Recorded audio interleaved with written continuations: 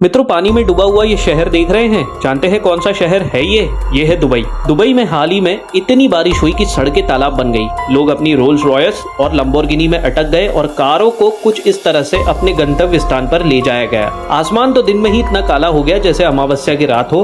तूफान में कहीं बालकोनी से ऐसे चेयर टेबल्स उड़ गई तो कहीं मॉल में तो झरना ही बहने लगा। हालांकि अमीर लोगों ने अपनी जेट स्की उठा के सड़कों पर भरे पानी के कुछ ऐसे मजे लिए। एयरपोर्ट्स में रनवे पर इतना पानी भर गया कि प्लेन्स ना उड़ सके ना लैंड हो पाए। एक दिन में दुबई में जितनी बरसात हुई है वो यहाँ 1.5 साल में होती है और कुछ वेदर एक्सपर्ट्स इसका कारण अत्यधिक क्लाउड सीडिंग बता रहे हैं तो कुछ क्लाइमेट चेंज को दोष दे रहे हैं।